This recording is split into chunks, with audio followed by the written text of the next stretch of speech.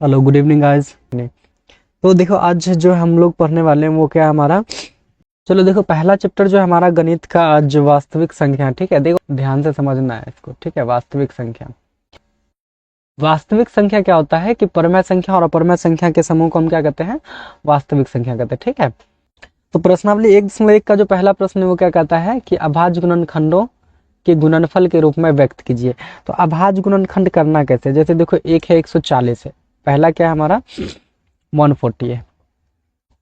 ये देखो पहला पहला क्वेश्चन है, एक का पहला 140। इसको क्या कह रहा है कि अभाज्य गुणनखंड के रूप में लिखिए। तो आप सभी को मालूम होगा कि एलसीएम बनाने के लिए आप सभी को आता होगा। यहाँ पे हमने 140 लिखा और यहाँ 2 से क्या किया, भाग लगाया। ठीक है, तो अब 2 से देखो यहाँ पर क्या है, 7 दूना ये 14 हो जाएगा। ठीक है, और लास्ट का 0 उतार दिए। ठीक है, फिर क्या हो जाएगा, यहाँ पर 2 से लगाएंगे तो 35 दूना 70। फिर यहाँ पे 5 से लगाएंगे तो कितना हो जाएगा, 5 सत्ते 35। यानी कि 140 को हम क्या लिख सकते हैं, 2 गुना में 5 गुना 7। फिर इसको या तो हम इस तरह से लिख सकते हैं, 2 का स्क्वायर और गुना 5 गुना 7। तो ये जो है यही हमारा क्या है, 140 का अभाज्य गुणनखंड। ठीक है, इस चीज को समझ पा रहे हो आप लोग। यही है हमारा क्या है, 140 का अभाज्य गुणनखंड क्या है, 2 का पावर 2 और गुना 5 गुना 7। फिर हमारा दूसरा प्रश्न, अगर सपोज करो इसी तरह का कुछ दे दे। दूसरा प्रश्न है 156 का। ठीक है, 156 का है। अब 156 का भी क्या करना है, यहाँ पे देखो 156 है। अरे भाई, इस चीज को ध्यान से समझना है। ठीक है, 156 को क्या करनी है, बस कुछ नहीं, इसका एलसीएम निकालते जाओ।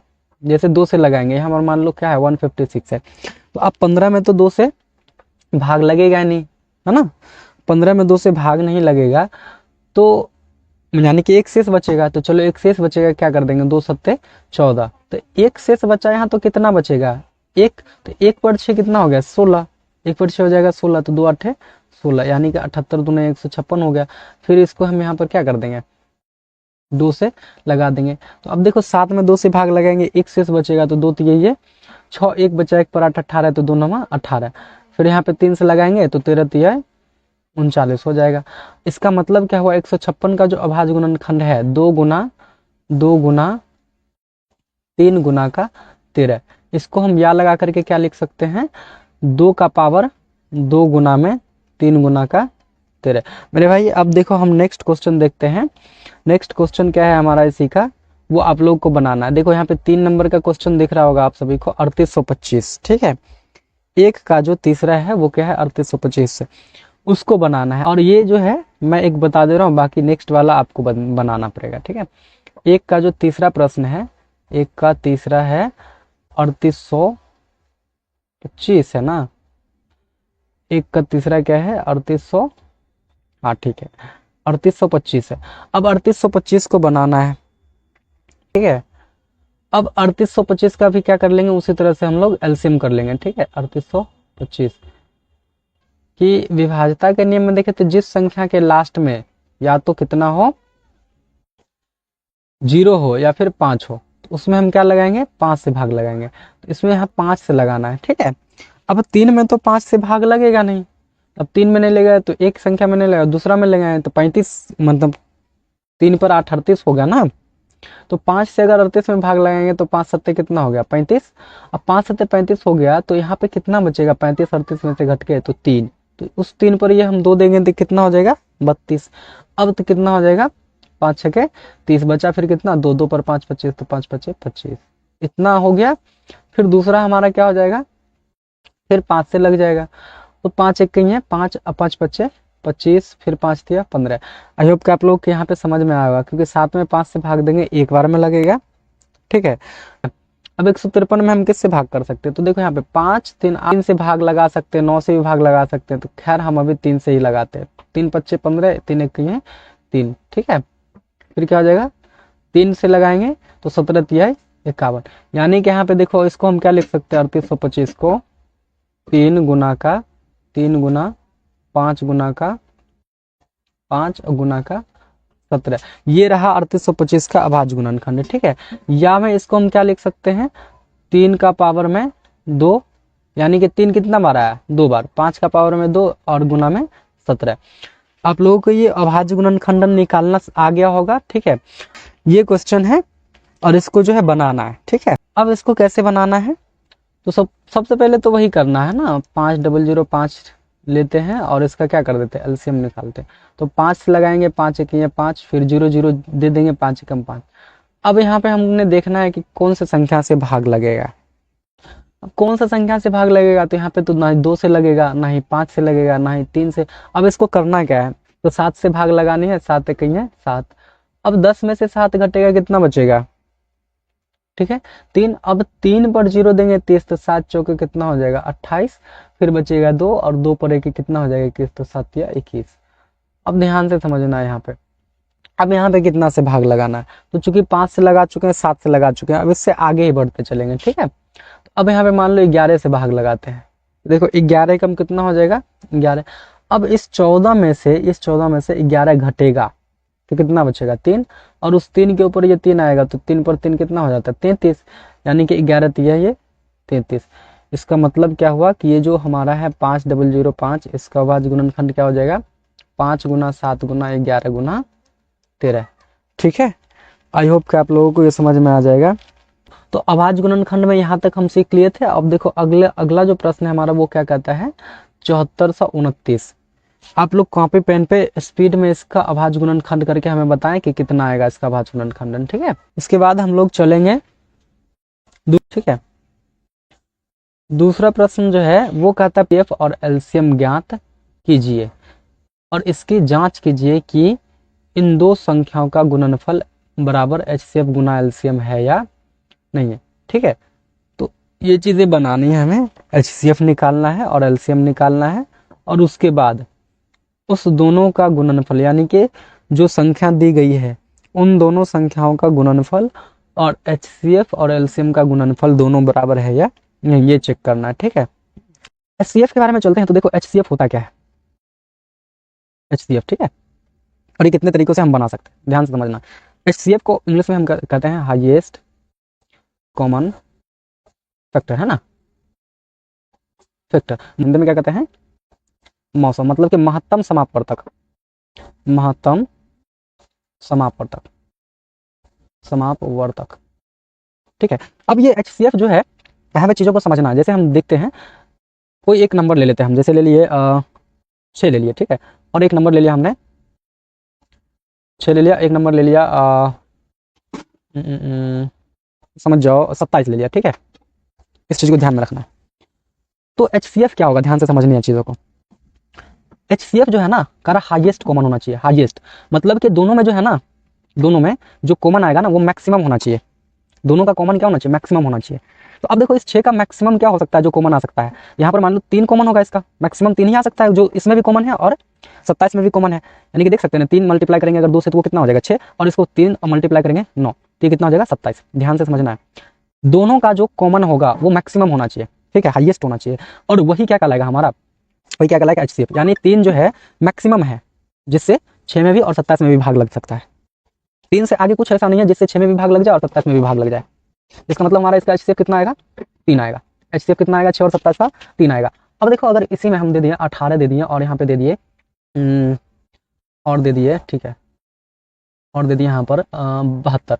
अब इसका हम एचसीएफ पूछेंगे। 18 और 72 जो है क्या है हमारा, 18 और 72। अब इसका एचसीएफ कैसे होगा, तो हमें वही चीज़ें ध्यान से समझनी है मेरे भाई, वही चीज़ें क्या करनी है, ध्यान से समझनी है कि जो 18 है उसमें मैक्सिमम क्या हो सकता है जो 72 में है, यानी कि 18 में और 72 में जो दोनों में कॉमन है वो मैक्सिमम क्या है, ठीक है, जो 18 में भी है। और अब 18 और 72 में देखो 6 से भी भाग लगेगा, 9 से भी भाग लगेगा, 3 से भी लगेगा, 18 से भी लगेगा, और यहाँ पे देख सकते हो आप 18 से भी लगेगा, और इस 72 में भी किससे लगेगा 18 से भी लगेगा, है ना।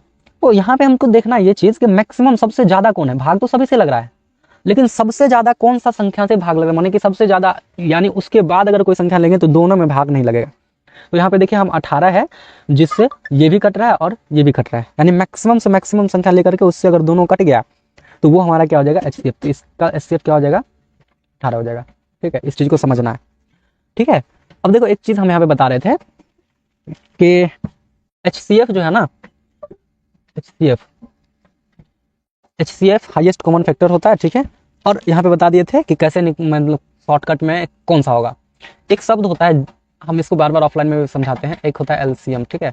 एलसीएम को इंग्लिश में कहते हैं लोएस्ट कॉमन, देखो यहाँ पे थोड़ा सा लिखने में इशू हो रहा है, ठीक है। लोएस्ट कॉमन मल्टीप्लिकेशन, और हिंदी में कहते हैं लसो माने लघुत्तम समापवर्तक, ठीक है। एक शब्द हम यूज करते हैं जिससे, और इसको आप अगर समझ गए ना तो आपका ऑब्जेक्टिव हो या फिर सब्जेक्टिव, वहाँ पे ऑब्जेक्टिव में तो ये डेफिनेटली अच्छा से मतलब टाइम बचाएगा आपको, ठीक है। एक यहाँ है जिसमें, इस चीज़ को समझना है। जैसे हम दो नंबर ले लिए कोई, वो नंबर है हमारा सपोज करो 24 है, और जो है नेक्स्ट नंबर है हमारा 80, ठीक है। ये एक शब्द लिया हमने जिससे, और एक शब्द लिया है जिसमें, ठीक है। ये जिस से और में का जो कॉन्सेप्ट समझ जाइएगा ना आप लोग, तो आपको क्या होगा यहाँ पर आसानी से आप ऑब्जेक्टिव सॉल्व कर सकते हैं, ठीक है। देखो ये जो 24 है और एक है हमारा 80, तो ऐसा हम कौन सा नंबर लें जिससे इस दोनों में पूर्ण रूपेण भाग लग जाए। ऐसा कौन सा नंबर ले जिससे जो है 24 में भी भाग लग जाए पूर्ण रूप से और 80 में भी भाग लग जाए, ठीक है। तो यहाँ पर एक नंबर हमको दिख रहा है अभी, वो नंबर क्या है 8 है। तो 8 से इस 24 में भी पूर्ण रूप से भाग लग जाएगा, 8 तरीके 24, और 80 में भी भाग लग जाएगा, 8 दही के 80, ठीक है। तो इसका मतलब हो गया, इसका जो HCF होगा ना वो कितना हो जाएगा 8 होगा। इसका HCF कितना हो जाएगा 8 होगा, ठीक है। समझ में आया जिससे वाली बात। यानी कि कोई एक ऐसा नंबर लेना ज़्यादा से ज़्यादा जिस नंबर से दिए गए दोनों संख्या क्या हो जाए कट जाए, तो वो क्या हो जाएगा हमारा HCF होगा, ठीक है। अब एक बात आता है यहाँ पे जिसमें, यहाँ पे क्या है जिसमें है, ठीक है। इस चीज को समझना है, जिसमें क्या है। जिसमें कहने का मतलब एक कम से कम नंबर लो, करीब से करीब वाला नंबर लो, ठीक है। जिसमें क्या हो जाए कि इस 80 से भी भाग लग जाए और इस 24 से भी भाग लग जाए। समझ पा रहे हैं मेरी बातों को, मैं क्या कर रहा हूँ। एक मिनिमम नंबर लो, कम से कम नंबर लो जिसमें 80 से भी भाग लग जाए और 24 से भी भाग लग जाए। तो हमने यहाँ पे देख लिया है कि 8 तो 8 एकन्नम 8 कटिए जाएगा 240, ये एक नंबर हम ले लिया यहाँ पर 240, ठीक है। 240 एक ऐसा संख्या है, एक ऐसा नंबर है जिसमें इस 80 से भी भाग लगेगा। समझ पा रहे आप, 0 0 कट जाएगा, 8 3 को 24, और यहाँ पे इस 24 से भी भाग लग जाएगा। यहाँ पे मे का कॉन्सेप्ट लागू होगा, ठीक है, मे, और यहाँ पे क्या हो जाएगा से। तो मे आया तो मे मतलब उसको समझ जाना है एलसीएम क्या हो जाएगा वो हमारा एलसीएम, और ये क्या हो जाएगा हमारा HCF। इस चीज को ध्यान से समझना है, ठीक है। यहाँ से आपका ऑब्जेक्टिव और सब्जेक्टिव दोनों आता है, 2 नंबर का 1 नंबर का, ठीक है। एक नंबर में बहुत सारे क्वेश्चन 4-5 भी हो सकते हैं, और सब्जेक्टिव में तो एक क्वेश्चन फिक्स रहता है HCF और HCM निकालने का, ठीक है। तो अगर आप ये समझ जाइएगा तो आपका कह सकते हैं कि एग्जाम में काफी ज्यादा हेल्प होने वाला। अब हम लोग देख लेते हैं HCF को निकालेंगे कैसे, ठीक है। एलसीएम जाएगा अभाज्य गुणन खंड, अभी मैं इसको मूव नहीं कर रहा, ठीक है। अभाज्य गुणन खंड, और एक हो जाता है हमारा मेरे भाई 3 यूक्लिड विभाजन एल्गोरिथम, ठीक है। इस चीज को समझना है एल्गोरिथम से। ये 3 तरीके से हम क्या निकाल सकते हैं HCF निकाल सकते हैं, जिसमें हम बारी बारी से देखेंगे। पहले हम भाग विधि एक बार सीख लेते हैं, फिर उसके बाद अभाज्य गुणनखंड देखेंगे, और फिर उसके बाद हम लोग चलेंगे यूक्लिड विभाजन एल्गोरिथम पर, ठीक है। फिर उसके बाद एलसीएम का भी फॉर्मूला होता है, उसको भी हम लोग आगे देखेंगे। तो पहले हम देखते हैं HCF का। तो भाग विधि में हम लोग चलते हैं भाई, क्वेश्चन ले लेते हैं कोई एक सा नॉर्मल। जैसे सपोज करो हमारा ये प्रश्नावली 1.1 का पहला क्वेश्चन है 26 और 91 वाला, इसी को ले लेते हैं, ठीक है। अब 26 और 91 वाला है, इसको ले लेते हैं, तो इसको लेते हैं तो बनाते हैं। चलो देखो भाग विधि से बनाएंगे, कैसे बनाएंगे हम लोग भाग विधि से। देखो ये हमारा 26 है और दूसरा क्या है 91, इस तरह से इसको बोलते हैं भाग विधि, ध्यान से समझना है, ठीक है। भाग में हम क्या जानते हैं कि देखो इस साइड वाला जो होता है वो होता है भाजक, ठीक है, और बीच वाला जो है तो क्या होता है, तो क्या होता है भाज्य, और इस साइड वाला क्या होता है भागफल, और नीचे जो आता है वो क्या होता है हमारा शेष। ध्यान से समझना, इसको हम कह सकते हैं ठीक है। ये हमारा हो गया GX इस तरह से, और ये बीच वाला हो जाता है PX, और ये साइड वाला हो जाता है QX, और नीचे वाला है RX। यही चीज़ है, इसको ध्यान से समझ लेना। सेम वैसे ही करना है, भाग विधि से बनाएंगे। अब देखो 26 है, ठीक है, तो 26 से ये कितना हो जाएगा 78। 78 यहाँ पे दे करके भाग में क्या करते थे, पहले स्टेप के बाद हम घटाते हैं, ठीक है। पहले स्टेप के बाद घटाएंगे तो देखो 1 में से 8 घटेगा नहीं, इसको लेंगे यहाँ से, 11 में से 8 जाएगा 3 बचेगा। अब 8 बचा, 8 में से 7 गया तो 1। अब ये 13 यहाँ पे हो गया। अब क्या करना है, तो ये वाला जो ये 26 दिख रहा है ना, इसको यहाँ पे लिखना है, क्योंकि यहाँ पे है ना भाजक वाला भाज्य बन जाता है। एक स्टेप के बाद, हर एक स्टेप के बाद ये भाजक वाला क्या बन जाता है भाज्य बन जाता है। और ये ऐसा तब तक होते रहता है जब तक कि हमारा शेषफल 0 ना आ जाए, जब तक हमारा ये रिमाइंडर जो है 0 नहीं आ जाए तब तक ऐसा होते रहता है। जब तक रिमाइंडर 0 नहीं आएगा तब तक हमारा भाजक जो है वो क्या हो जाएगा भाज्य में बदलते रहेगा। तो अब देखो यहाँ पे क्या हो जाएगा, फिर 13 दूनी है 26 हो जाएगा। तो देखो ये हमारा जीरो आ गया ना, 6 में से 6 घटा जीरो और 2 में से 2 घटा, इसका मतलब ये जो है हमारा ये क्या हो जाएगा, HCF। ध्यान से समझना है, ठीक है। वो भाजक वाला जो है अंतिम में जब इसका रिमाइंडर यानी शेषफल जीरो आ जाएगा तो जो भाजक के स्थान पर वही हमारा HCF हो जाता है। आई होप कि आप लोगों को ये चीज़ समझ में आ गया होगा, भाग विधि से किस तरह से जो है हम बनाते हैं HCF को, वो समझ में आ गया होगा। एक क्वेश्चन इसी में और लेते हैं हम, इसी का दूसरा प्रश्न जो है वो क्या है, 510 और 92 का। 510 है और क्या है 92 है, ठीक है। 510 और 92 है, ध्यान भाज्य मान के चलेंगे, ठीक है। 510 हो गया और क्या हो गया 92।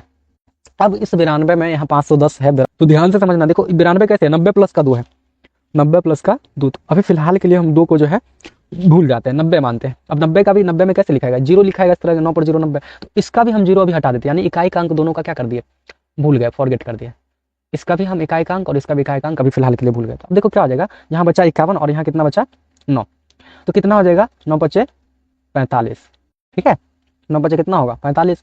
अब यहाँ 2 है तो 2 पंचे 10, तो 45 यानी कि 2 पंचे हो गया 10 का, जीरो हाथ में कितना होगा 1, और 9 पंचे 45 1 46, 9 पंचे 45 से कितना हो जाएगा 46 हो जाएगा, ठीक है। अब इसको क्या करना है, घटाना है। तो 0 से 0 घटेगा 0। अब 1 से तो 6 घटेगा नहीं, 1 से 6 नहीं घटेगा तो क्या हो जाएगा हमारा, 1 से 6 नहीं घटेगा, 11 में से 6 गया तो 5, 5 से 4 घट करके क्या हो जाएगा, खत्म, कट गया। अब क्या होगा, ये जो है ना 92 ये आ जाएगा इस जगह पर। अब इस जगह पर आ गया 92। अब फिर 92 में क्या करेंगे, 50 से भाग लगाएंगे, तो 50 से कम 50 हो जाएगा। फिर क्या होगा, अब 2 से 0 को घटाएंगे तो कितना बचेगा 2, 9 से 5 घटाएंगे 4, अभी भी नहीं कटा। तो अब क्या होगा, फिर ये 50 कहाँ आ जाएगा, इस भाज्य के स्थान पर। और फिर क्या करना है हमें, ध्यान से समझनी है, ठीक है।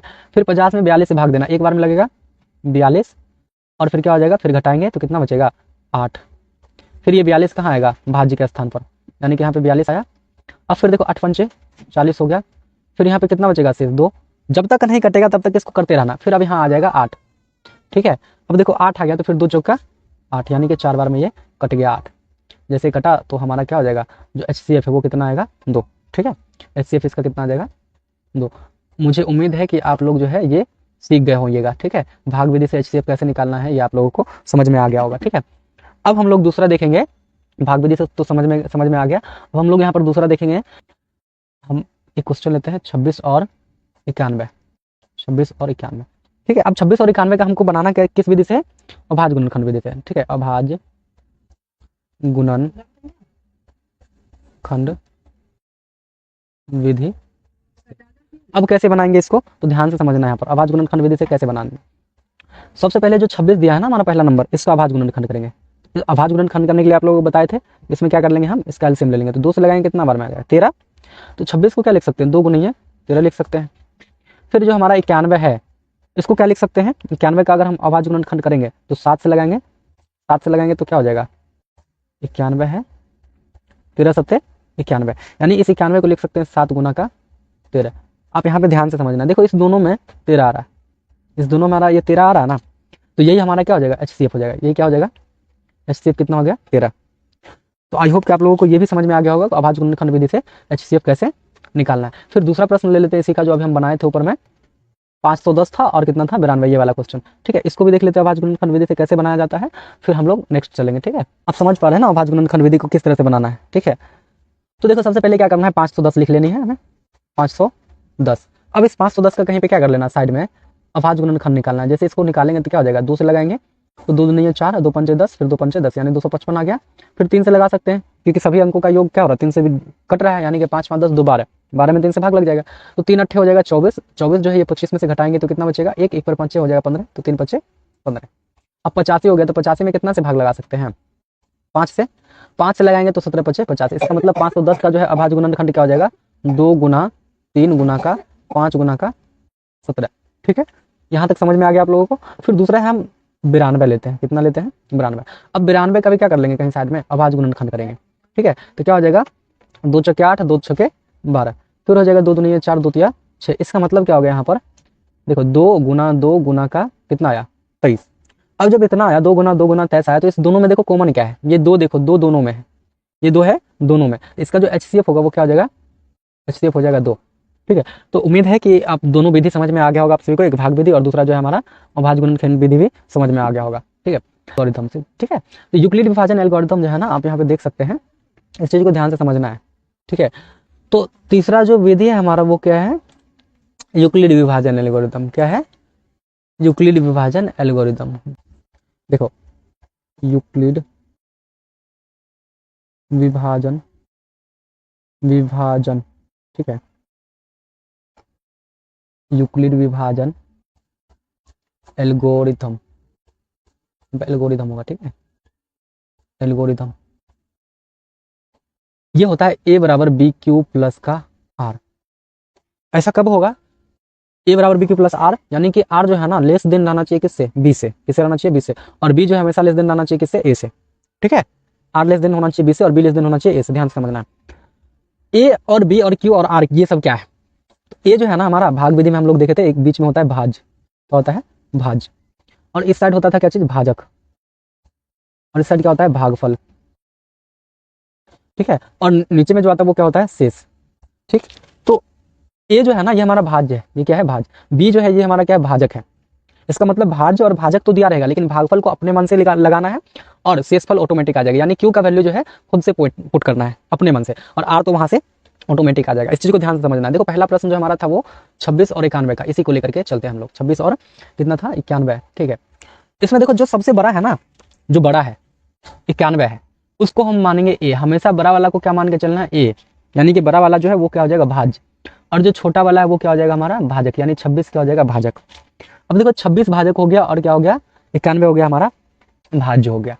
तो यूक्लिड विभाजन एल्गोरिथम से यहाँ पे लिखेंगे, हम सबसे पहले लिखना है, ठीक है, यूक्लिड विभाजन, यूक्लिड विभाजन विभाजन एल्गोरिथम से, ठीक है, से देखो क्या हो जाएगा, ए बराबर में बी क्यू प्लस का आर, ठीक है। अब ए बराबर बी क्यू प्लस आर जो हुआ ना, इसका मतलब ए के जगह पर कितना आएगा, 91, ए के जगह पर कितना आएगा, 91, और बी कितना दे रखा है, 26 दे रखा है। ध्यान से समझना इस चीज को। बी और क्यू के बीच का जो रिलेशन है ना, ये बी क्यू क्यू हुआ, बी क्यू हुआ, इसका मतलब हुआ कि बी क्यू से क्या हो गया, गुना हुआ।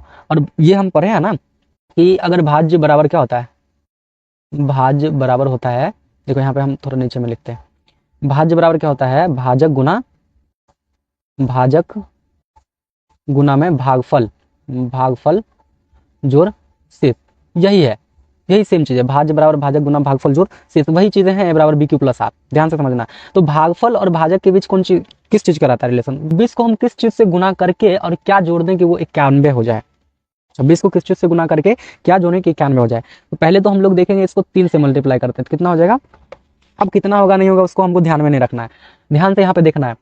छतरी का कितना हो जाएगा, ये 6 को 3 से गुना करेंगे 18, ठीक है, ध्यान से समझना है। छतरी का कितना हो जाएगा, 18, यहाँ पे समझो, अगर ये चीज समझ गए ना तो आप आसानी से बना सकते हैं। 18 हो गया, तो 18 का कितना होगा यहाँ पे 8, ठीक है, और उस 8 को इस एक में से घटाना है, घटेगा नहीं, अब नहीं घटेगा तो एक पंचा लेंगे, कितना होगा 11, अब 11 में 7 जाएगा तो कितना बचेगा 3, कितना बचेगा 3, ठीक है, और यहाँ एक बचा हुआ, ध्यान से समझना, यहाँ कितना बचा हुआ 1। अब यहाँ पे देखो 2 तो ये 6, और 6 में कितना हो गया 7, चूंकि इसमें से एक हम इसको दे दिए थे तो ये भाई हमारा कितना बचा हुआ है 8, तो 8 में से जब हम 7 घटाएंगे तो कितना बचेगा 1। आप समझ पा रहे हैं मैं क्या कहना चाह रहा हूँ, ठीक है। 26 को 3 से गुना करके अगर 13 जोड़ देंगे तो कितना हो जाएगा 91 हो जाएगा। ध्यान समझना, छतरी का 18, 18 में 3 जोड़ेंगे ये वाला कितना होगा 21, 21 का 1 हाथ बाकी 2, फिर 2 3 6, 6 1 7, 7 2 9, देखो ये हमारा कंप्लीट हो गया, डन, ठीक है। आप लोग इस चीज को थोड़ा सा समझना है आप लोगों को, ठीक है, ध्यान से। अगर ये समझ में आ गया ना तो आप कितना भी बड़ा से बड़ा नंबर का अगर एचसीएफ दे देना बनाने के लिए यूक्लिड विभाजन एल्गोरिथम से, तो आप आसानी से बना सकते हो, ठीक है। इस चीज को ध्यान से समझ लीजिए। यहाँ पे हो गया, अभी देखो क्या हो रहा है, ये जो हमारा है ना रिमाइंडर 0 नहीं आया, तो अब भाई 0 नहीं आया तो क्या होगा, अब हर एक स्टेप के बाद जो है ना ये हमारा बी के पोजीशन वाला कहाँ जाता है, ए के पास स्विच कर जाता है, यानी कि 26 अब कहाँ जाएगा, ए का स्थान ले लेगा, और जो रिमाइंडर है आर वो कहाँ जाएगा, बी का स्थान ले लेगा, यानी 13। ये चीज वही प्रोसेस सेम दोहराना है। तो 13 को किससे गुना करेंगे 26 हो जाता है, भैया 2 से गुना किए 26 हो गया, लास्ट में प्लस का क्या कर दो 0। अब देखो रिमाइंडर आ गया ना 0, तो ये बी के स्थान पर वाला जो भी है ना वो हमारा क्या कितना आएगा, एचसीएफ आ गया 13, ठीक है। एक और प्रश्न ले लेते हैं हम लोग, एक और प्रश्न लेते हैं, ठीक है, एक और दूसरा प्रश्न लेते हैं जो हम बनाए थे 510 वाला, ठीक है। तो उस प्रश्न को भी करके देखते हैं, एक बार देखते हैं, ठीक है। 510 और कितना था, 92 था, 92 यही था हमारा। अब इसमें बड़ा वाला कौन है, ए है, बड़ा वाला कौन, यानी कि 510 है, तो ए जो है हमारा वो कितना हो जाएगा 510, ठीक है। और बी जो है वो कितना हो जाएगा 92। ये बात है, जो बड़ा वाला होगा वो हमारा हमेशा क्या होगा ए, और जो छोटा वाला होगा हमेशा बी। अब यहाँ पे क्या लिखना है हमें, यूक्लिड विभाजन एल्गोरिथम से ठीक है। अब जैसे यहां से चलेंगे तो क्या हो जाएगा हमारा ए बराबर में बी क्यू प्लस का आर। ठीक है। अब ए बराबर बी क्यू प्लस आर हुआ तो ए का स्थान पे यहाँ कितना, ए किसके बराबर है 510, तो ए की जगह क्या रखेंगे 510, और बी कितना है दिया हुआ 92, तो ये बी कितना हो जाएगा हमारा 92 हो जाएगा। अब क्यू अपने मन से लगाना है, तो देखो ध्यान से समझना है इस चीज को। हम क्या बताए थे, थोड़ा सा फॉरगेट करना है, भूलना है यहाँ पे कुछ कुछ चीजों को, ठीक है, ताकि आपका कैलकुलेशन आसानी हो। ठीक है। अब देखो यहाँ पे 0 को हम और यहाँ पे 2 को, यानी इकाई स्थान वाले को हम 1 सेकंड के लिए भूल जाते हैं कि यहाँ पे कुछ नहीं है, तो यहाँ पे क्या बचेगा हमारे पास 9, और यहाँ पे कितना बचेगा 51। तो 51 में 9 से भाग लगाएंगे, कितना बार मिलेगा 5 बार में, इसका मतलब हम सीधे यहाँ पे 5 से भाग लगा देते हैं, तो कितना हो जाएगा 5 से भाग लग गया। अब ध्यान से समझना है, 5 से तो भाग लगा यानी कि गुना कर दिए। ठीक है।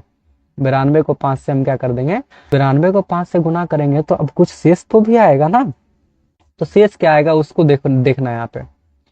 देखो इस 2 को इस 5 से गुना करेंगे तो कितना होगा 10। अब 2 को 5 से गुना करेंगे तो कितना होगा मेरे भाई 10 होगा। अब 10 कैसे लिखते हैं, 1 पर 0 10 लिखते हैं, तो 10 का जो 0 है वो यहाँ इस 0 के बराबर में है, तो 0 में से 0 घटेगा तो क्या हो जाएगा 0, चूंकि इधर ये प्लस में उधर जाएगा तो माइनस में हो जाएगा, इस साइड प्लस में इस साइड आएगा तो माइनस में। अब यहाँ से मेरे पास बचा हुआ 1। अब इस 9 को हम क्या करेंगे, इस 9 को फिर से 5 से मल्टीप्लाई करेंगे, तो 9 पंचे कितना हो जाएगा 45, और उस 45 में हम 1 जोड़ देंगे तो कितना हो जाएगा 46। अब ध्यान से समझना है, इस 46 को अगर इस साइड लाएंगे तो क्या हो जाएगा घटा में आएगा, तो 51 से 46 अगर घटेगा तो कितना बचेगा, यानी कि 46 में हम कितना जोड़ दें कि 51 हो जाएगा 5, तो इसका मतलब यहाँ पर कितना आएगा 5 आएगा। ठीक है। अब फिर से ये प्रोसेस दोहराएगा, रीजन क्या है, क्योंकि यहाँ पे जो है ये रिमाइंडर 0 नहीं आया, तो 0 नहीं आया तो अब 92 फिर क्या हो जाएगा, फिर ए का स्थान ले लेगा, ए का स्थान ले लिया, यहाँ पर क्या हो जाएगा 92, फिर जो है सॉरी रिमाइंडर बोल रहे, बी का जो स्थान है बी वाला वो ए का स्थान लेगा, और जो आर वाला यानी शेष वाला है वो किसका स्थान ले लेगा बी का। अब फिर से वही प्रोसेस, तो फिर क्या हो जाएगा 50 एक कहीं है 50, अब प्लस का कितना हो जाएगा 42। समझ पा रहे हैं ना आप लोग, 50 में 42 जोड़ेंगे 92, फिर क्या होगा शेषफल यहाँ पे 0 नहीं आया तो फिर से क्या हो जाएगा ये हमारा 50 यहाँ आएगा, और फिर जो है 42 क्या हो जाएगा इसके स्थान पर आ गया। फिर 42 को अगर हम 1 से गुना करके 8 जोड़ देते तो 42 से कहीं 42 और 8 क्या हो जाएगा 50। अब फिर अभी भी शेषफल नहीं आया 0, तो 8 1 सेकेंड 42 फिर क्या हो जाएगा ए का स्थान पर आएगा, तो यहाँ 42 हो जाएगा बराबर, फिर 8 क्या हो जाएगा बी के स्थान पर, तो 8 पंचे 40 और प्लस का 2 42 हो जाएगा। अभी भी शेषफल नहीं आया तो फिर क्या होगा, फिर ये 8 क्या आ जाएगा ए के स्थान पर, और जो है ये 2 आ जाएगा बी के स्थान पर, तो 2 को फिर 4 से अगर हम मल्टीप्लाई कर देंगे कितना हो जाएगा 8, प्लस का क्या आ गया 0। अब देखो हमारा यहाँ पे शेषफल 0 आ गया ना, तो ये जो बी के पोजीशन वाला है ना ये हमारा एचसीएफ हो जाएगा 2, एचसीएफ बराबर 2, यही क्या हो जाएगा हमारा आंसर होगा। ठीक है, ध्यान से समझना है, अरे भैया आंसर। ठीक है। अब हम इसको भाग विधि से बनाए थे तो भी इसका आंसर कितना आया था 2 ही आया था।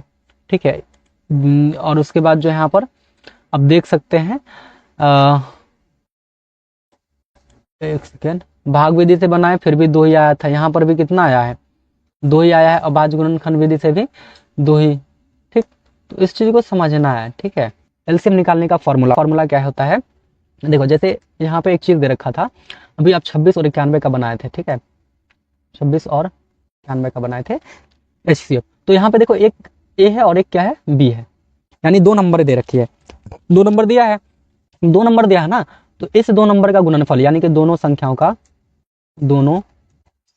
का दोनों संख्या का क्या हो जाएगा, का गुणनफल, और उस सब के बट्टा में क्या हो जाएगा, HCF हो जाएगा। ठीक है, ध्यान से समझनी है बात को। दोनों संख्या का गुणनफल बट्टा में HCF, और इसको ऐसे भी लिखा जाता है LCM बराबर A गुना B बट्टा का HCF। और यहाँ से देखना कितने सारे चीज़ आ सकते हैं।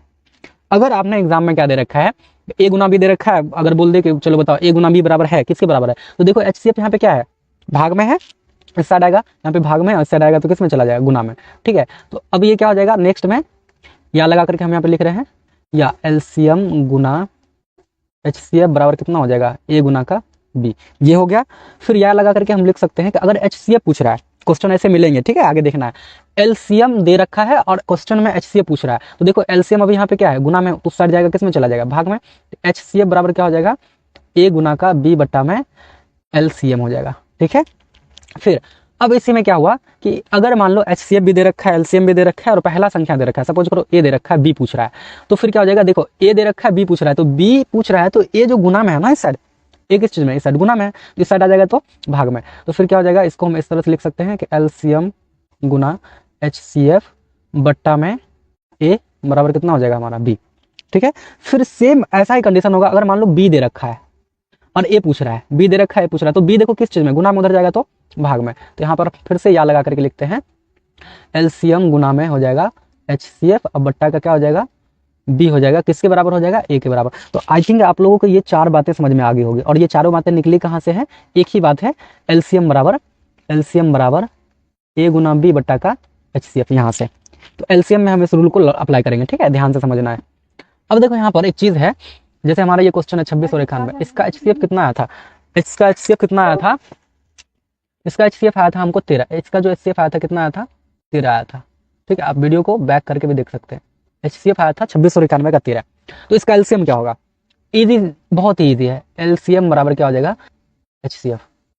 तो मेरे भाई LCM बराबर A कितना है 26, B कितना है 91, और HCF कितना है 13। देखो इसको काट दो किसी एक को, 13 13 दूना 26, दो बार में कट गया, 13 दूना 26। अब 91 को 2 से क्या कर दो, मल्टीप्लाई, यानी 91 को 2 से मल्टीप्लाई करोगे 182, यही क्या हो जाएगा हमारा आंसर। एलसीएम समझ में आया आप सभी को, ठीक है, ध्यान से समझना है इस चीज को, ठीक है, ओके। अब देखो यहीं पे एक क्वेश्चन और ले लेते हैं जो अभी हम जस्ट यहाँ से देखे थे। आई होप आप लोग जो है ना कॉपी पेन लेकर के बैठा कीजिए, ताकि बेहतर रहेगा, आसानी से आप सभी को समझ में आएगा, और नोट करते रहिएगा साथ साथ। अब इसको हम थोड़ा सा यहाँ से हटा देते हैं, ठीक है, इसको हटाते हैं, हटा करके हम थोड़ा इसको ऊपर शिफ्ट कर देते हैं ताकि हमें स्पेस मिल जाए, ठीक है। हट बे, कौन है बे तू? ये वाला कॉमेडी काफी आप लोग सुने होइएगा ना, हट बे कौन है बे तू। चलिए तो हम लोग यहाँ पे आते हैं। अगला जो प्रश्न था हमारा वो कितना था, 510 और 92 वाला है ना, वही क्वेश्चन सेम ले लेते हैं, 510 और 92 का। तो चलो देखो 510 है और कितना है मेरे भाई, 92 है, ठीक है। अभी इसी चीज को हम चारों तरीके से बनाएंगे, ठीक है। अब ध्यान से समझना इस चीज को, चारों तरीके से बनाएंगे, यानी कि ए भी गायब करके, बी भी गायब करके, उसके बाद HCF LCM दोनों निकालेंगे। ध्यान समझना, इसका HCF अगर हमको बोलेगा यूक्लिड विभाजन विधि से, तो वो हमको पता है वो कितना आने वाला है, इसका आने वाला है 2, कितना आने वाला है अभी, चूंकि इसका हम लोग ऊपर में HCF निकाल चुके हैं, कितना आया था 2 आया था, ठीक है, 2 ही आया था। तो इसमें अगर पूछ रहा है LCM, ठीक है, देखो क्वेश्चन क्या होगा इसका, देखो यहाँ पे क्वेश्चन हम लिख के दे रहे हैं, क्वेश्चन 510 और 92 का HCF बराबर 2 है, बराबर 2 है, तो LCM ज्ञात करें। अभी हम जो है ना प्रश्नावली पर नहीं आया, अभी इस चीज को समझना है, फिर बाकी आप सभी आसानी से बना सकते हैं, ठीक है। अब यहाँ पर बोला कि HCF दे रखा, भैया आपने क्या निकालना है, LCM निकालना है। LCM बराबर हम क्या पर क्या आए हैं, A गुना B बट्टा का HCF, सिंपल। A क्या है मेरे पास 510 और B क्या है मेरे पास 92 है ना, 510 चुका A, अब 92 कितना अच्छा, B HCF कितने ले बुआ 10 ले ना, 10 ले, क्वेश्चन में दिया है 2। अब बाबू क्या करना है, इसको काट देना है। देखो 2 चौका 8, बचेगा कितना, 1 1 पर 2 12, तो 46 दूना 92 हो गया मेरा। अब क्या हो जाएगा, नॉर्मल सा सिंपल, 510 गुना क्या कर दो 46, 510 को हम 46 से गुना करेंगे तो कितना आएगा, जितना आएगा वही हमारा क्या हो जाएगा, आंसर हो जाएगा। 510 को हम क्या कर देंगे 46 से गुना करेंगे, तो ये तो मुझे याद है, आप लोग करके देख लीजिएगा। इसका जो है आएगा कितना 23460 आएगा, ठीक है, 23460, ध्यान से समझ में आना, समझ में आया आप लोगों को, कमेंट में बताइए। ठीक है, ये चीज़ें समझ में आ गई। अब देखो इसी प्रश्न को हम क्या करते हैं, थोड़ा सा इसमें बदमाशी करते हैं, इस प्रश्न के साथ खेलते हैं छिड़खाने। इस प्रश्न में कह रहा है, अब देखो यहाँ पे दूसरा हम ले रहे हैं, ठीक है, 510, ठीक है, और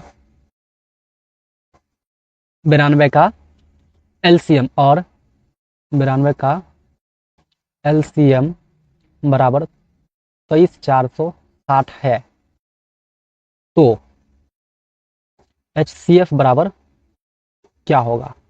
ठीक है, अब HCF क्या होगा इस कंडीशन में, तो सिंपल से क्या कर दो, फॉर्मूला लगाओ।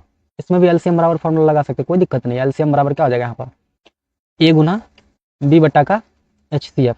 अब देखो बाबू यहाँ पे HCF क्या है, HCF हमको निकालना है। एलसीएम कितना है, 23,460, 23,460 बराबर 510, ये कितना है 510, और B कितना है 92। HCF हमको मालूम नहीं है, HCF मालूम नहीं है।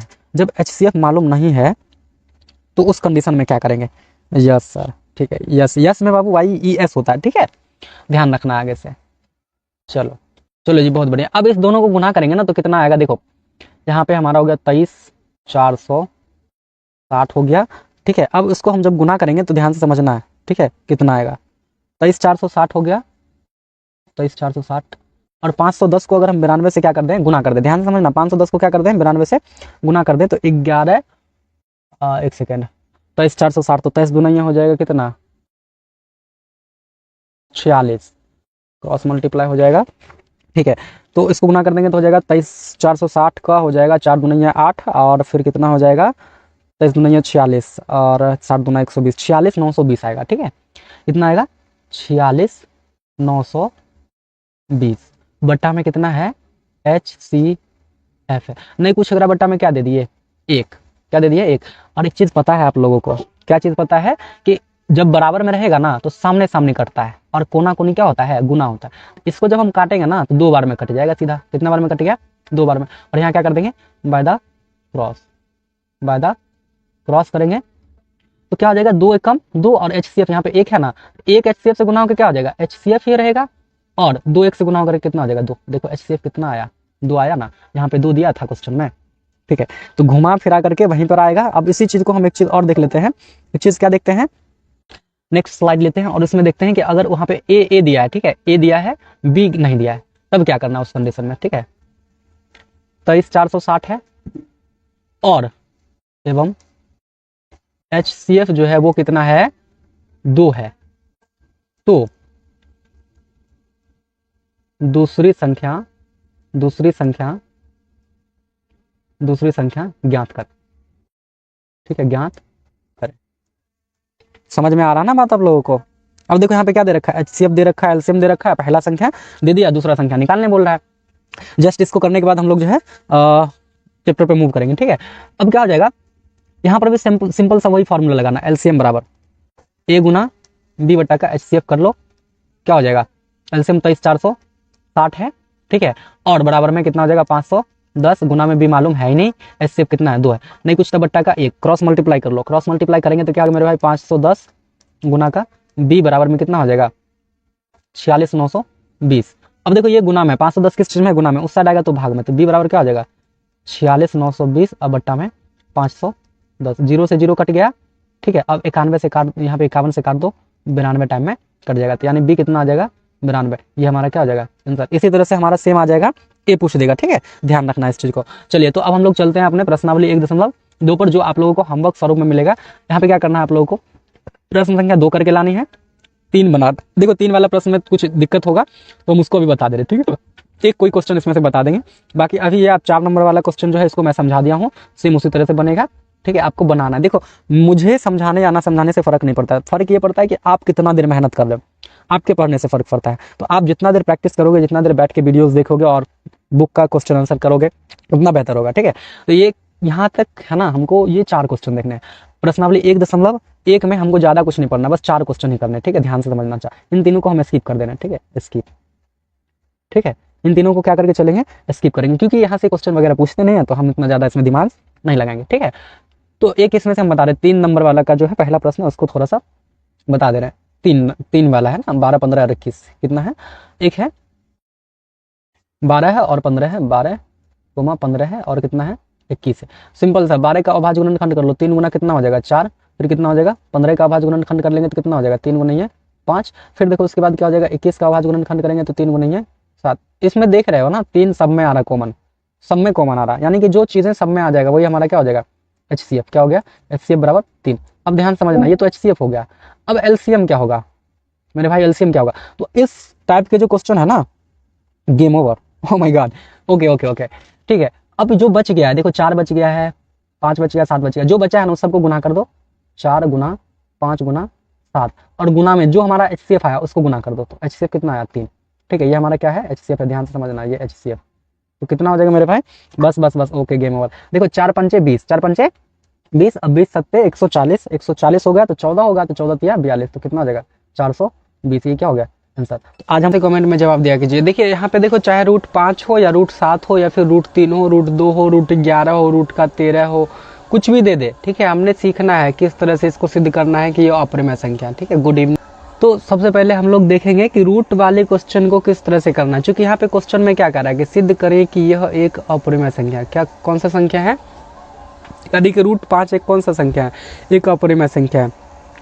तो ध्यान से देखना है। सबसे पहले कि इसको हम देख लेते हैं, P और Q क्या है, एक सहभाज्य संख्या है। कौन सा संख्या है, सहभाज्य संख्या। सहभाज्य संख्या कहते हैं किसको है, जब उसका HCF कितना हो जाए 1 हो जाए, जब उसका HCF कितना हो जाए, जब दो संख्याओं का HCF कितना हो जाएगा 1 हो जाएगा, तो उसको क्या कहेंगे हम लोग, सहभाज्य संख्या कहेंगे। इतना चीज आपको समझना है, ठीक है।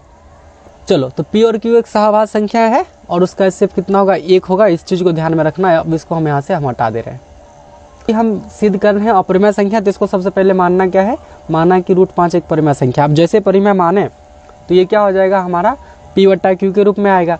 अब P बट्टा Q के रूप में आया तो देखो रूट 5 है, तो अब क्या करना है, रूट को हटाना है, तो क्या करेंगे, दोनों तरफ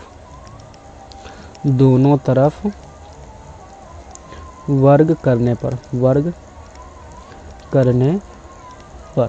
अब देखो दोनों तरफ क्या कर रहे हैं, वर्ग।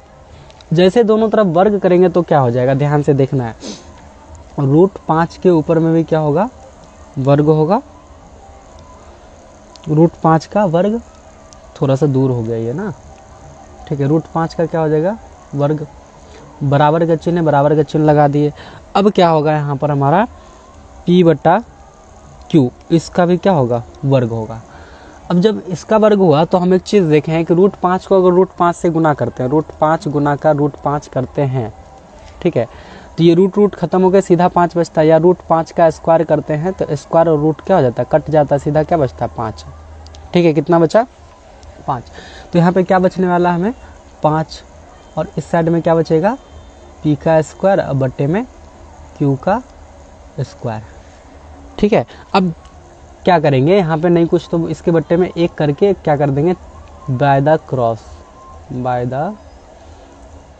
क्रॉस, यानी कि तिर्यक गुना करेंगे, क्रॉस मल्टीप्लाई। तो देखो Q स्क्वायर है वो 5 के साथ गुना होकर के क्या हो जाएगा 5Q का स्क्वायर बराबर P स्क्वायर जो है वो 1 से गुना होकर क्या हो जाएगा P स्क्वायर, ठीक है। यहाँ तक किसी को कोई डाउट, अब ध्यान से देखना है इस चीज़ को, ठीक है। क्या देखना है यहाँ पर कि ये हमारा जो 5 है इस साइड Q के साथ गुना में है और इस साइड आ जाएगा तो भाग में चला जाएगा। हुआ कि जो Q स्क्वायर है बराबर में क्या हो जाएगा P स्क्वायर बट्टा का 5, P के पावर में 5 हम लिख दे। चलो देखो इसको स्क्वायर करना है, P का स्क्वायर बट्टा में,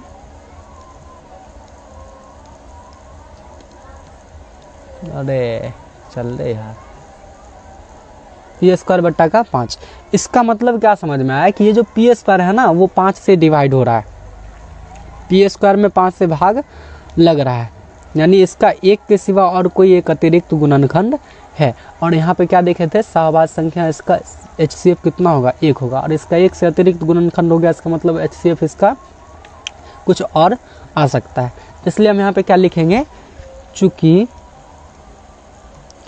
P स्क्वायर 5 से विभाजित है, उसके बाद लिखेंगे यहाँ पर इसलिए P भी 5 से क्या होगा विभाजित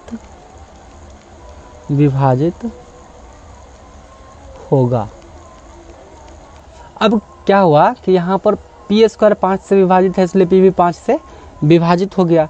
तब क्या करेंगे, यहाँ पर हम पी बराबर क्या कर लेंगे, पी बराबर 5 के मान लेंगे। 5 के L M N O P Q R S T U कुछ भी मान सकते हैं, ठीक है, ध्यान रखना। अब जैसे यहाँ पर p बराबर 5 के माना, ठीक है, तो यहाँ पर इसको हम क्या कर देंगे, इसको समीकरण 1 करके चलते हैं, ठीक। अब p का मान कहाँ रख देंगे, समीकरण 1 में। तो यहाँ ऊपर में देखते हैं हमारा क्या था, क्यू स्क्वायर बराबर पी स्क्वायर बट्टा का 5 था, यही था। अब p बराबर हमने क्या मान रखा है, 5 के, तो क्या हो जाएगा यहाँ पे क्यू स्क्वायर बराबर 5 के का स्क्वायर, ठीक है, और उसके बट्टा में क्या हो जाएगा 5। तो देखो क्यू स्क्वायर बराबर क्या बचेगा मेरे पास, 5 बच्चे 5 को 5 से गुना करेंगे तो कितना हो जाएगा 25, और यहाँ पे क्या है के, तो के स्क्वायर हो गया, और ये क्या है बट्टा में 5। अब एक चीज़ ध्यान से देखना है, क्यू स्क्वायर बराबर क्या हो जाएगा, ये 5 और ये 25 कट जाएगा, 5 बच्चे 25, 5 टाइम में जैसे ये कट गया तो क्या हो जाएगा 5 के का स्क्वायर। अब देखो ये जो 5 है वो के साथ गुना में, तो इस साइड आएगा तो किस में चला जाएगा, भाग में, तो क्या हो जाएगा यहाँ पर भी क्यू स्क्वायर बट्टा का 5 बराबर में के स्क्वायर। तो यहाँ पे हम क्या देखें कि p भी क्या हुआ 5 से डिवाइड है और q भी क्या है 5 से डिवाइड है। यहाँ पर देख लिया ना, p भी 5 से डिवाइड है और q भी 5 से इधर डिवाइड है। इसका मतलब क्या हुआ कि हम जो माने कि ये परमेय संख्या है वो गलत है। अगर वो परमेय संख्या होता तो उस दोनों का p और q का HCF कितना आना चाहिए था, p और q का HCF कितना आता, 1 आता। p और q का HCF जो है कितना आता, 1 आता, ठीक है, यानी इसका एक दूसरे का ही गुणनखंड ये नहीं हो पाता, ठीक है। लेकिन यहाँ पर 5 इसका एक अतिरिक्त गुणनखंड है। इसका मतलब हम यहाँ पर फिर से लिख देंगे, चूँकि क्यू स्क्वायर 5 से विभाजित है, ठीक है, विभाजित है, इसलिए क्यू भी 5 से विभाजित होगा, ठीक, यहाँ तक हो गया। अब उसके बाद हम स्टेटमेंट लिखते हैं क्या, देखो इस स्टेटमेंट को ध्यान से समझना है, ठीक है। ऊपर में हम लिखते हैं अतः हमारी मान्यता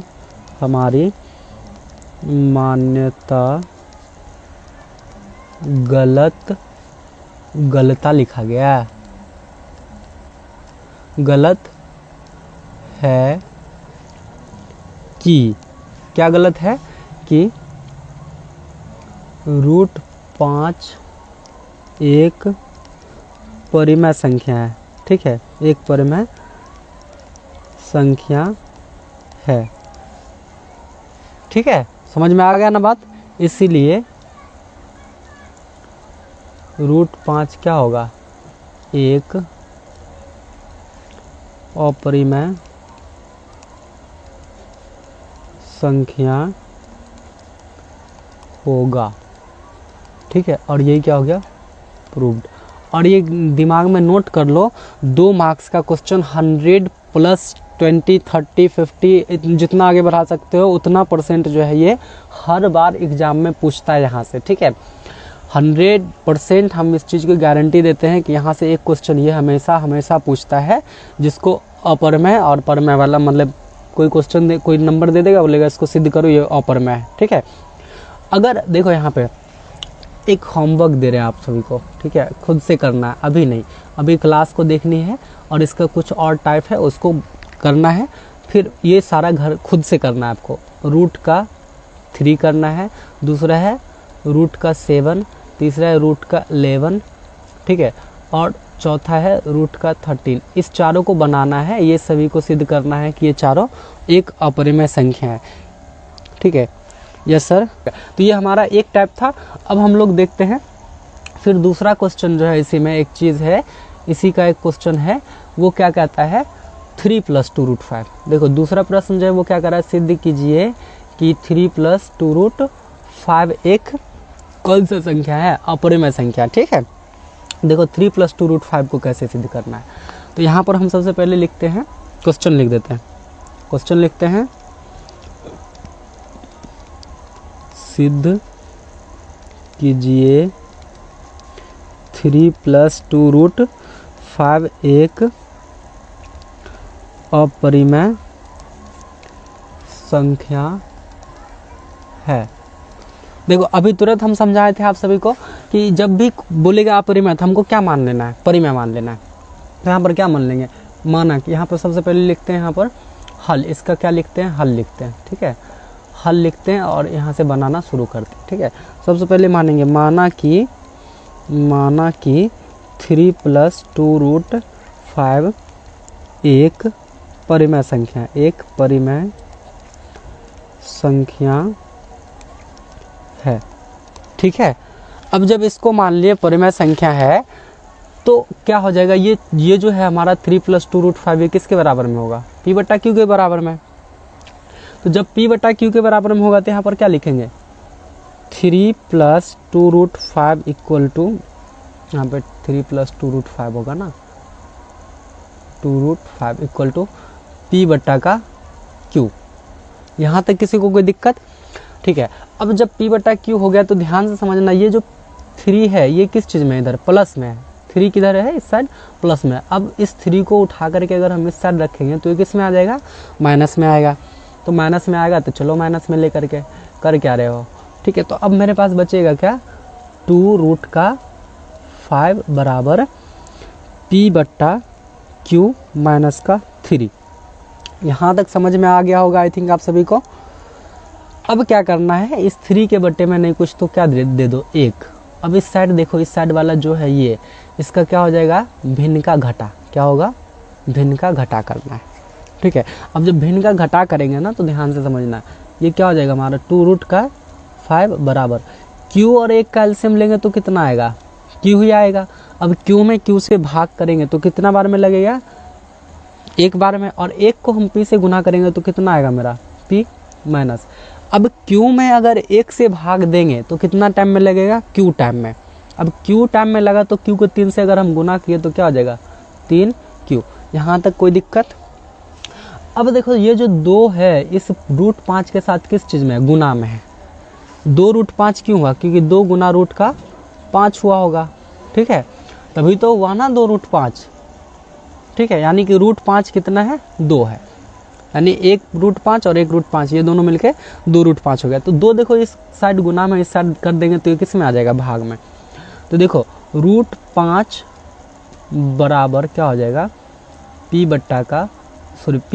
3Q और बट्टा का। अब देखो यहाँ पे Q है ना, क्या था, Q था।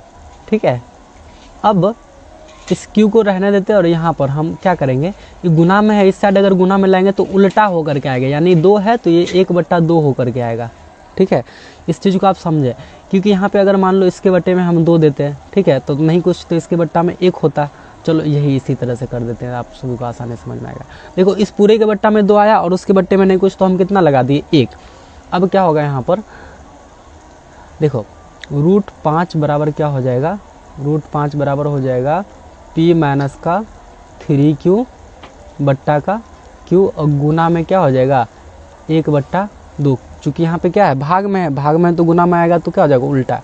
तो अब √5 बराबर क्या हो जाएगा, P - 3Q बट्टा में Q को 2 से गुना करेंगे तो 2Q। देखो ये RHS वाला क्या है, हमारा परिमेय संख्या है। नमस्कार रोहित राजपूत जी। ठीक है, अब देखो यहाँ पे क्या है, इस साइड वाला जो हमारा RHS है, यानी कि ये RHS है और ये क्या है, LHS। ध्यान से समझना, LHS का मतलब लेफ्ट हैंड साइड, RHS का मतलब राइट हैंड साइड। ओके, अब राइट हैंड साइड वाला हमारा परिमेय है, ये हमारा परिमेय है, और ये लेफ्ट हैंड साइड वाला क्या है, अपरिमेय है। तो ये कभी संभव ही नहीं है बराबर होने का। ठीक है। तो इसको हम क्या कर देंगे, यहाँ पे सीधा लिख देंगे, चूंकि परिमेय बराबर अपरिमेय असंभव है, इसको हम हटा देते हैं यहाँ से, ठीक है।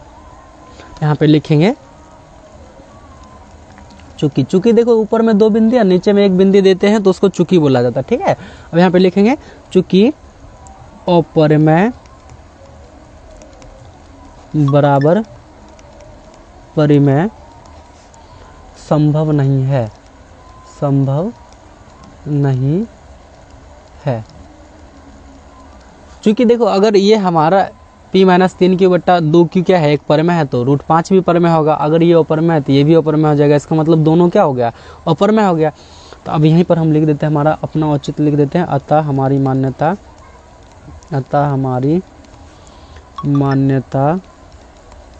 गलत है कि 3 + 2√5 एक परिमेय संख्या है, परिमेय संख्या है। अब देखो जब ये हमारा मानना गलत है कि ये परिमेय संख्या है, तो ये कौन सा संख्या बचा, अब तो अपरिमेय संख्या बचेगा, है ना। तो यहाँ पर क्या हो जाएगा, अतः लगा देते हैं, या इसलिए लगा करके लिख सकते हैं, यहाँ पर हम इसलिए लिख देते हैं, ठीक है।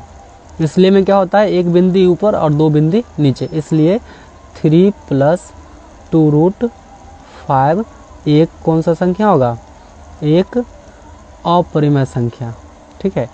3 + 2√5 एक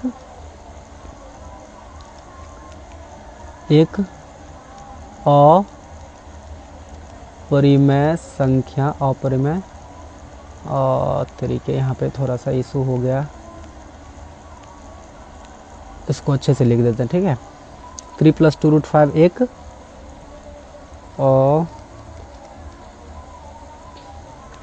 अरे यार क्या हो रहा है,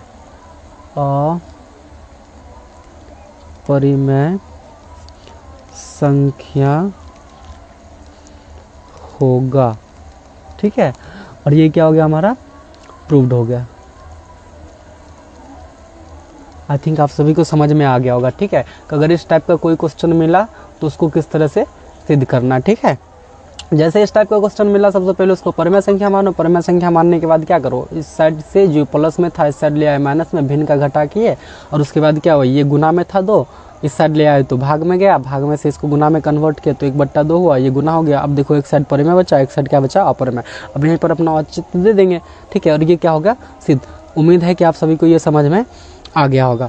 फिर अब हम नेक्स्ट टाइप देख लेते हैं, हमारा जो एक और टाइप का क्वेश्चन आता है 3 नंबर में जो दिया है। देखो अब 1/√2 है, क्या है, 1/√2 सिद्ध करें कि 1/√2 क्या है, अपरिमेय संख्या है। तो इसको कैसे सिद्ध करना है, ये भी चल के देखते हैं।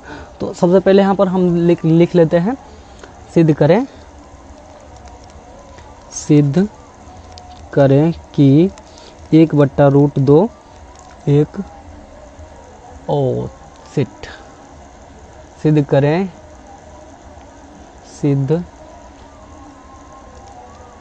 करें कि 1/√2 एक अपरिमेय संख्या है, अपरिमेय संख्या है, ठीक है। तो सबसे पहले क्या करना है, हमें उसको परिमेय मानना है। क्या मानना है, सबसे पहले तो इसको क्या मान लेंगे, सबसे पहले यहाँ लिख देते हैं हल, खेत में चलने वाला हल नहीं है, ठीक है। माना कि 1/√2 एक परिमेय संख्या है। मेरे भाई अब देखो 1/√2 हम मान लिए एक परिमेय संख्या है। अब जैसे हमने परिमेय संख्या माना तो ये किसके बराबर में हो जाएगा, p/q के बराबर में। तो 1/√2 बराबर क्या हो गया, p/q, यस और नो। अब क्या कर दो, दोनों तरफ इसका वर्ग कर दो, ठीक है। तो दोनों तरफ वर्ग करने पर, अब जब वर्ग करेंगे तो 1/2 में भी 1/√2 की तरफ भी क्या करना होगा, वर्ग करना होगा, बराबर p बट्टा q की तरफ भी क्या करना पड़ेगा, हमने वर्ग करना पड़ेगा। तो अब 1/2 में क्या हो जाएगा, 1 का तो वर्ग 1 ही होगा और √2 का वर्ग रूट और वर्ग कट जाएगा, तो कितना बचा मेरे पास 2 बराबर कितना हो जाएगा p² बट्टा का q²। अब दोनों में क्या कर दो, तिर्यक गुना करो। क्या करो, तिर्यक गुना करने पर देखो यहाँ पे क्या बच जाएगा मेरे पास, q² बराबर 2p²। अब देखो यहाँ पर भी हम छोड़ सकते हैं, यहाँ पर भी छोड़ सकते हैं, इससे आगे भी बढ़ सकते हैं। यहाँ पर देख सकते हैं कि p का एक अतिरिक्त गुणनखंड, यहाँ पर क्या दिख रहा है, p का एक अतिरिक्त गुणनखंड कितना है, 2 है। p का एक अतिरिक्त गुणनखंड आ गया, इस कारण से ये क्या हो जाएगा, हमारा अपरिमेय संख्या ही होगा। ठीक है, बाकी इसको आगे बढ़ना है तो आगे भी बना सकते हैं आप। ठीक है, तो यहाँ पर हम क्या लिख देते हैं, यहीं पर छोड़ देते हैं इसको। ठीक है, अब यहाँ पर भी छोड़ सकते हैं, कोई दिक्कत की बात नहीं है। अब p क्या आ गया, तो इसको सिद्ध करके देखोगे q का कैसे आएगा, तो चलो वो भी करके दिखाई देते हैं। अब इसको आधा छोड़ के क्या फ़ायदा। ठीक है, यहाँ से अब देखो यहाँ पे क्या हो जाएगा, p के साथ ये किस चीज़ में है, गुना में उसट जाएगा तो भाग में, तो क्या हो जाएगा q² बट्टा का 2 बराबर में p²। तो यहाँ पर क्या देखें हम, जस्ट पहले क्वेश्चन की तरह जो √5 हमारा था, सेम उसी क्वेश्चन की तरह यहाँ पर क्या लिखेंगे, चूँकि साइड में हो गया इधर ना, चूँकि q² 2 से क्या है, विभाजित है, 2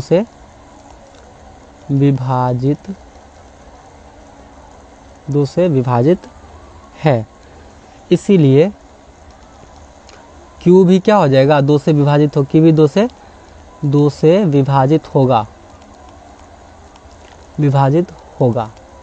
अब जैसे q 2 से विभाजित हुआ तो इसको यहाँ पर मान लेते हैं q बराबर, हम कुछ भी मान लेते हैं 2 k LMNOP, कुछ भी मान सकते हैं। जैसे ये मान लिया और इसको मान लेते हैं समीकरण 1, तो यहाँ पर लिखेंगे q का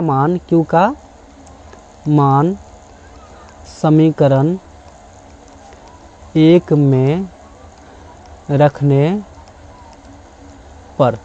ठीक है, अब q का मान देखो समीकरण 1 में रखेंगे तो q कितना रखे हैं, 2 के मान लिए, q का मान कितना माने 2, तो q के जगह कितना आ जाएगा, अब 2 के आ जाएगा।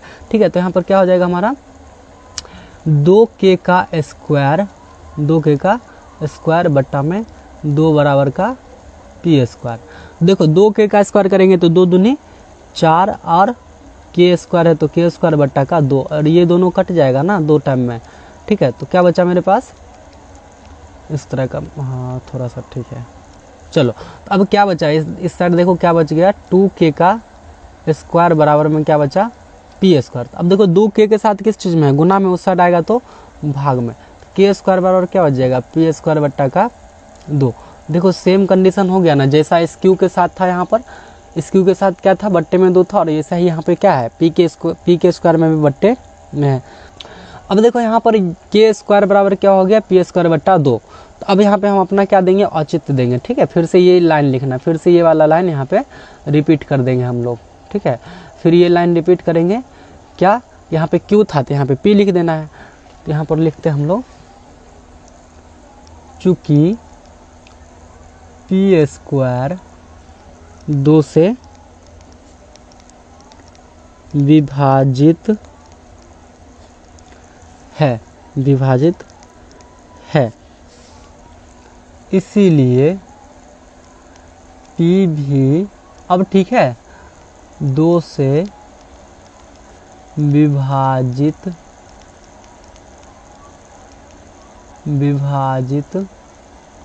होगा। ठीक, अब क्या हो जाएगा, जब p भी 2 से विभाजित हो गया तो यहाँ पर सीधा हम अपना औचित्य लिखेंगे, अतः हमारी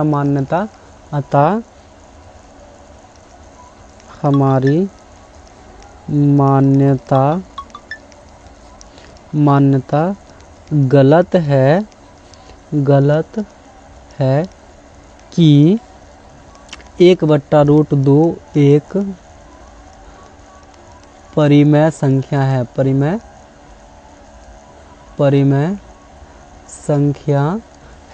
संख्या है। ठीक है, यहीं पर हम लिख देते हैं परिमेय संख्या है। तो क्या हो जाएगा, इसीलिए 1/√2 क्या होगा, एक अपरिमेय संख्या होगा। ठीक है, आई होप आप लोगों को समझ में आ गया होगा। यहाँ पे लिख देंगे प्रूव्ड या सत्यापित। ठीक है, तो इस तरह से इस क्वेश्चन को बनाना है। समझ में आ रहा ना आप सभी को। और इस वीडियो को ध्यान से अगर आप देखोगे तो ऑब्जेक्टिव में भी और सब्जेक्टिव में भी आपको आसानी से क्वेश्चन मिलेंगे और इस चीज़ की 100% गारंटी है। ठीक है, अब फिर हमारा नेक्स्ट क्वेश्चन क्या है मेरे भाई, कहता है 7√5। देखो 7√5 भी बहुत ईजी है और 6+2 भी बहुत ईजी है, चूँकि यहाँ पे हम दोनों को मिक्सचर एक तरह से मिक्स रूप देख चुके थे। ठीक है, मिक्स रूप क्या देख चुके थे, क्योंकि क्या रहा था 3+2√5, 3+2√5। एक चीज़ देख रहे हो यहाँ पे 7+√5 के टाइप का ही है ना 2√5, और यहाँ 6+√2 है, तो यहाँ पे क्या हो जाएगा 3+√2। ठीक है, चलो उसको भी बना ही देते हैं। खैर छूटना नहीं चाहिए, आप लोगों को एक भी क्वेश्चन छूटना नहीं चाहिए। कहता है 7√5। ठीक है, 7√5 को सिद्ध करो। 7√5 एक अपरिमेय संख्या है, अपरिमेय संख्या है, सिद्ध करें। ठीक है, चलो इसको सिद्ध करते हैं। 7√5 एक अपरिमेय संख्या, तो सबसे पहले क्या कर लोगे, मान लोगे, माना कि 7√5 एक परिमेय संख्या है, एक परिमेय संख्या है। अब जब मान लिए तो क्या हो जाएगा, ये P/Q के बराबर में होगा, तो क्या हो जाएगा 7√5 बराबर P/Q। अब 7 देखो इस साइड किस में है, गुना में उधर जाएगा तो भाग में, तो √5 बराबर क्या हो जाएगा P/Q, और इसके बट्टा में 7। अब नहीं कुछ इसके बट्टा में क्या दे देंगे, 1 दे देंगे, तो क्या बच जाएगा मेरे पास √5 बराबर में P/Q, और गुना में, ये जब नीचे है भाग में तो गुना में आएगा तो क्या हो जाएगा, उलट जाएगा, 1 क्या हो जाएगा 7। तो क्या बचा √5 बराबर में P/7Q। अब देखो इसमें ये वाला जो है हमारा राइट साइड वाला, इस साइड वाला क्या है परिमेय, और इस साइड वाला क्या है अपरिमेय। यहाँ से सीधा हम अपना औचित्य लिख देंगे। ठीक है, चूँकि परिमेय बराबर अपरिमेय असंभव है, नहीं असंभव है, इसीलिए हमारी मान्यता क्या है, हमारी मान्यता गलत है, हमारी मान्यता गलत है कि 7√5 एक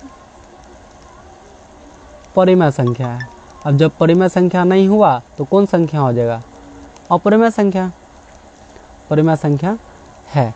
तो क्या हो जाएगा मेरे भाई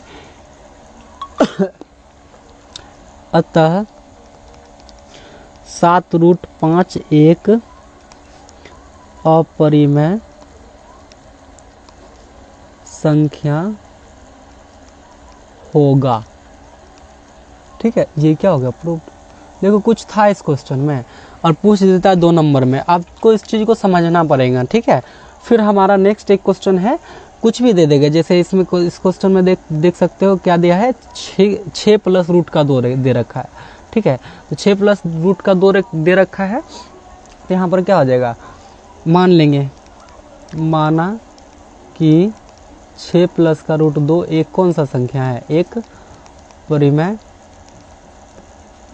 संख्या है, एक परिमेय संख्या है। अब जैसे मान लिए तो क्या हो जाएगा, ये हमारा 6, सॉरी यहाँ पे 6 प्लस रूट 2 है ना, 6 प्लस रूट का 2, तो 6 प्लस रूट 2 किसके बराबर में होएगा, ए भाई नहीं ये मजाक हो रहा है, यहाँ पे बराबर क्या हो जाएगा P/Q।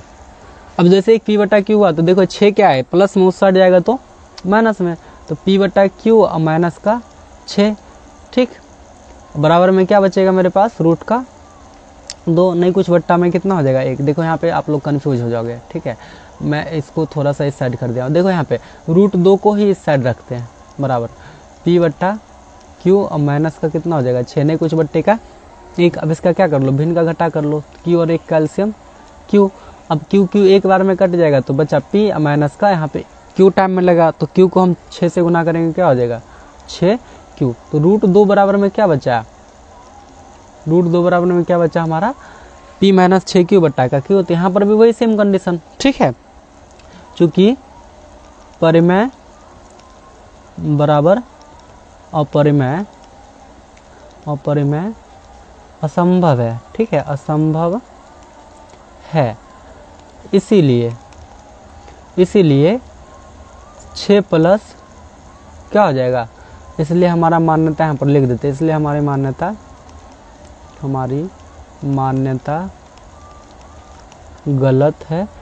गलत है कि 6 प्लस √2 एक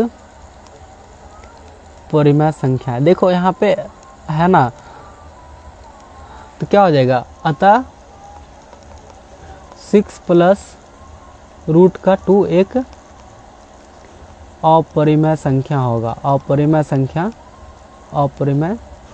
संख्या होगा। ये सारा क्वेश्चन आप सभी को बता दिए हैं, और आप जो है आप सब क्या कर सकते हैं, इसका प्रैक्टिस करें ज़्यादा से ज़्यादा, क्योंकि यहाँ से क्वेश्चन 100 + 20 जितना आप ले सकते हो 100+ हम इसका गारंटी देते हैं कि यहाँ से 2 नंबर का क्वेश्चन पूछा जाता है, हर साल पूछा जाता है, ठीक है। तो आप यहाँ मेरे चैनल पे आइएगा। अब चैनल पे जैसे आओगे ना आप सब, तो चैनल पे आने के बाद जो है आपको वहाँ पे एक प्लेलिस्ट का सेक्शन मिलेगा, यहाँ पे देख सकते हो आप प्लेलिस्ट वाला सेक्शन। इस प्लेलिस्ट पे क्लिक करके, और इस प्लेलिस्ट पे जैसे ही क्लिक करोगे यहाँ पे आपको सारा प्लेलिस्ट मिल जाएगा। जैसे देखो क्रैश कोर्स गणित हो गया है ना, क्रैश कोर्स फिजिक्स हो गया, क्रैश कोर्स बायोलॉजी हो गया, क्रैश कोर्स नॉन हिंदी हो गया, और इस तरह से और भी सारे आएंगे। तो आप यहाँ से आ करके प्ले स्टोर को चेकआउट करोगे तो क्या होगा इससे कि आपको सारा चीज़ एक जगह, जैसे देखो यहाँ पे एक पहला क्लास हो चुका था क्रैश कोर्स, थंबनेल में Day 1 लिखा है, और यहाँ पे हम इसको थोड़ा सा ये कर देंगे, ठीक है, अपडेट। फिर यहाँ पे दूसरा वीडियो मिल जाएगा। इसी तरह से अगर आप चाहोगे कि हम फिजिक्स का करें, ठीक है, अभी देखो 1.3 में हम लोग कितना बचा हुआ, इसको जैसे हम करेंगे तो इसमें 6 वीडियो होती है, हमारा 6 मिल जाएगा, 1 2 3 का B मिल जाएगा, 4 5, इस तरह के सारी चीज़ आपको अवेलेबल हो जाएंगे, ठीक है। आई होप कि आप लोगों को ये चीज़ें अच्छे से समझ में आया होगा। तो हम लोग फिर अब चलते हैं, संभवतः मुझे कुछ चीज़ें याद है, वहाँ पे हम लोग देख लेते हैं। एक आता है परिमेय और अपरिमेय वाला, क्या आता है, परिमेय और अपरिमेय वाला। चलो नेक्स्ट स्लाइड में हम लोग देखते हैं, जो आप सभी के पास जो बुक है उसमें जो है क्या होगा 1.4 होगा, क्या होगा मेरे भाई 1.4 होगा, उसका प्रश्नावली कितना होगा 1.4, उसके अकॉर्डिंग चलते हैं, ठीक है। प्रश्नावली 1.4, प्रश्नावली 1.4। ये जो प्रश्नावली 1.4 है ना, उसमें हम देखेंगे बेसिकली क्या देखना है हमको, परिमेय और अपरिमेय देखना है। क्या देखना है, परिमेय और अपरिमेय का। अगर मान लो सपोज करो 2 बट्टा इस तरह का दे दिया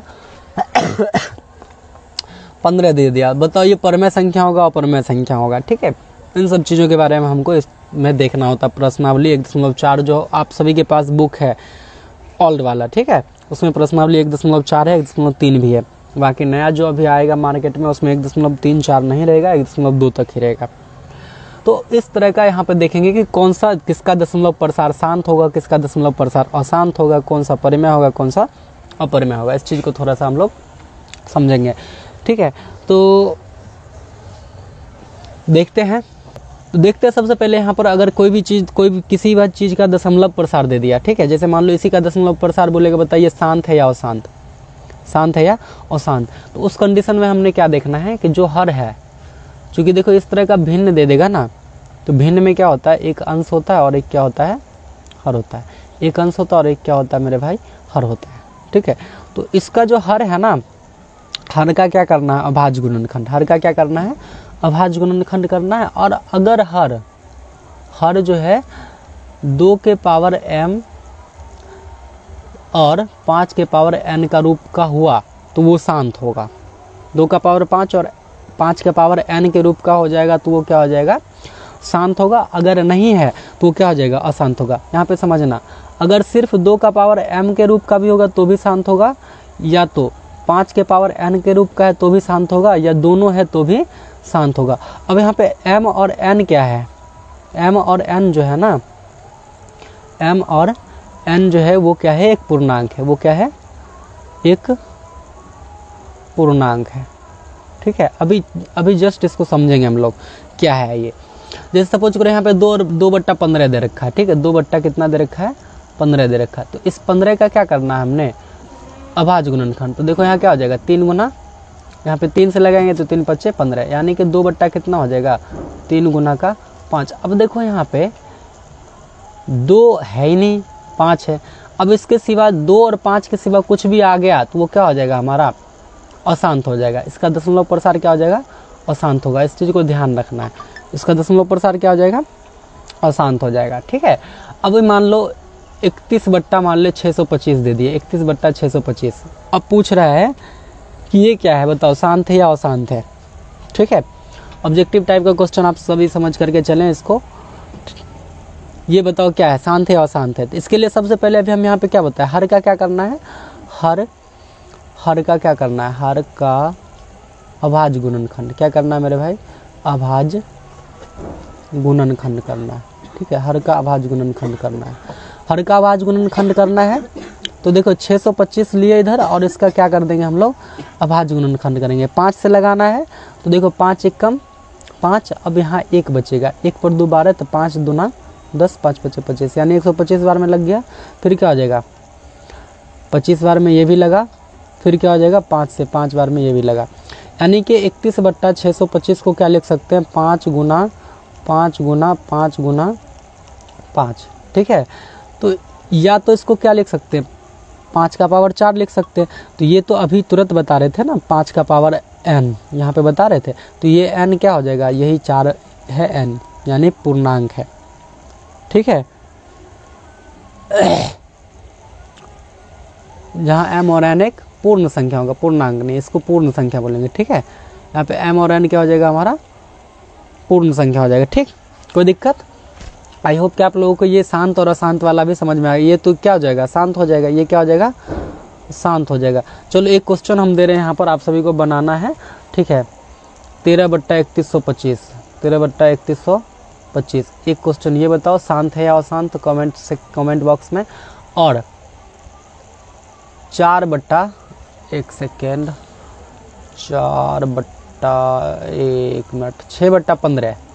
बताओ, ये दोनों क्वेश्चन में शांत है या अशांत है। चलिए मैं बताता हूँ। ठीक है, 13/3125 जो है, 13/3125, तो पहला वाला क्या है हमारा, 13/3125, 13/3125। मेरे भाई 3125 का क्या कर लो, देखो एक्चुअल में क्या ना कि भाई नहीं बहनें भी जुड़ी होती हैं क्लास में, तो आप सभी जो है, आप सभी से मेरा अनुरोध है, विनती है कि आप सभी बुरा नहीं मानिएगा। रीज़न क्या है कि थोड़ी सी जो है ना यहाँ पे लिंग भेद आ ही जाता है फ्लो में। काफ़ी प्रयास करता हूँ क्लास में, अपने ऑफलाइन क्लास में भी ऐसा ना हो, लेकिन हो जाता है। ठीक है, इसके लिए मैं क्षमा प्रार्थी हूँ आप सभी से। ठीक है, तो आगे से प्रयास रहेगा। ठीक है, चलो तो यहाँ पे क्या लगाएगा, देख कितने से भाग लगाना है हमने, देखो 5 2 7 1 8 8 3 11 नहीं लगेगा, 5 से लगाएंगे डायरेक्ट। 5 छक्के 30, 5 छक्के कितना हो गया 30। अब फिर 125 है तो कितना बार में लगेगा, 25 टाइम में लग गया, सिंपल। और 625 का तो जानते हैं 5 का पावर 4 होता है।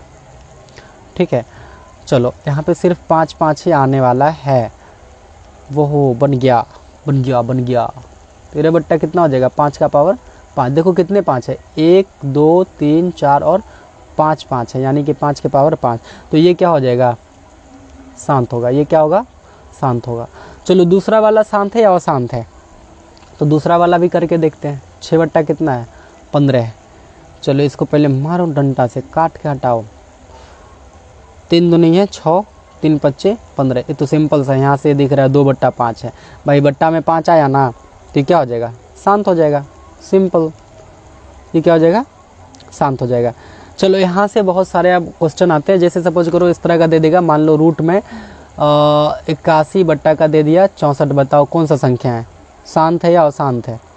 परमय है या अपरमय है। देखो जो भी शांत होगा ना वो सब क्या होगा, परमय होगा। जो शांत होगा वो क्या हो जाएगा, परमय होगा, ठीक है।